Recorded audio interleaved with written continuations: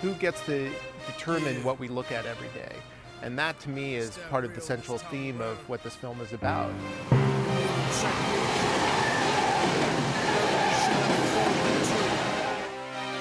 It's on now, motherfucker. Lock and load. This is the point of no return. I can never go back. Life without parole, upstate, shackled and trapped. Living in the hole, looking at the world through a crack. I don't know whether I would have devoted 3 years of my life in the conditions that we did had there not been a deeper meaning. Most people don't have any say over most of what public space looks like. You know, to have a few people go out and try to claim that space, it's hard for me to argue with that. Graffiti starts, as KRS-One says, you know, with the birth of human consciousness. I mean, one of the things that initially fascinated me is that people have a desire to write on walls. There's that definite desire to leave a mark. People need that, you know. And that did not start in 1960s Philadelphia, Los Angeles, or New York, you know, no way, shape, or form. Cultures used to have a rite of passage for young people, like around 14, 15. It's interesting that a lot of writers start writing when they're 12, 13, 14, but especially 13, 14. And that's in traditional older cultures, there would be a rite of passage. And in a sense, graffiti is that, because they go out and they're like, in a sense, slaying dragons. They're like breaking into, you know, subway lots and painting illegally. I mean, that's their rite of passage in a sense.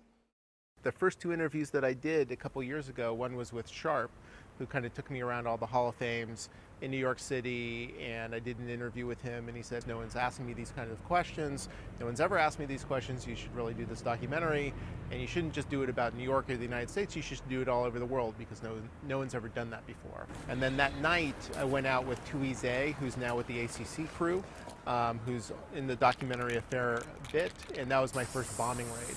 And after that, I was kind of hooked. I knew it was going to be a difficult culture to penetrate. When I first started, when I went to like the TKO yard in LA, they were like saying, okay, so 5-0, what the fuck are you doing here? You know, basically, you know, you're a fucking cop and, you know, get the fuck out of our yard.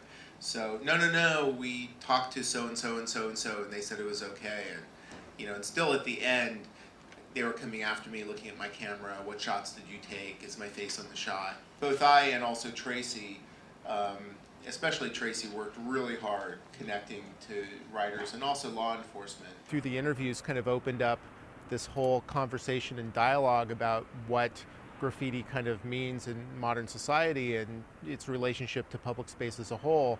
And when they saw that that was our interest, they kind of like opened up to us. But that's essentially how the project generated. By we'd do an interview, that person would hook us up with 3 people, those 3 people would hook us up with another 3 people, and it just kind of spread like that until we had this network around the world. It's also kind of interesting how the doc started. I mean, we didn't really have any money at the beginning. I mean, we just started shooting it. I teach at Cal Arts, just checked out equipment out of the camera departments and, you know, started shooting. It cost relatively nothing to start shooting the film. We didn't really know how we were going to do it. We just did it. About 6 months after we started shooting, we fortunately got a grant from the Annenberg Foundation. And then after that, then we got Jeff Levy-Hinty from Antidote Films on board, and he basically little by little started funding the rest of it. Pretty much any project I've done, I've just started doing. You know, even if you don't have the money to complete it, you just start doing it, and then eventually you figure out a way to finish it. Docs are the easiest thing to start, but they're the hardest things to finish. I mean, the project probably could have just died in post. I mean, it's just such a monumental task. Pretty difficult cutting 400 hours of material down to, you know, 90 minutes. I mean, it was difficult getting it down to 6 hours, but then even more difficult getting it down from 6 hours to an hour and a half, because in that cutting down from 6 hours to an hour and a half, you're starting to, like, you know, kill your babies is the cliche. And there's so much stuff that I wanted to be in the film that isn't in the film, because the goal with the film, as I said, was to make a narrative film that would play as a feature in a, you know, in a theatrical setting. What we had done by that time is assembled a lot of assistant editors and associate editors to help digest the footage and digitize and kind of like organize it a little bit. So I said, fuck it, you know, let's take these 10 assistants and give them each a person and let them cut it, you know. And so what I did is created kind of a 4-month hell for myself, in which I We had to transcribe every tape, every interview, and then I went through these kind of basically 40-page transcriptions for each artist, essentially, because I tend to interview a little long, which I kind of grew to regret. These 40 pages I would cut into like a paper cut of a rough cut, and then I'd hand the associates the material on a little trans drive and a piece of paper and go cut it. And they would cut, I'd give them notes, and they would leave. And well, that's fine, except for I had 10 of these people going at once. And so it was like I was constantly writing paper cuts and constantly looking at cuts. It's like servicing 10 editors at once. But it enabled us to get through those 400 hours of footage and cut it down to 6 hours in like 3 months.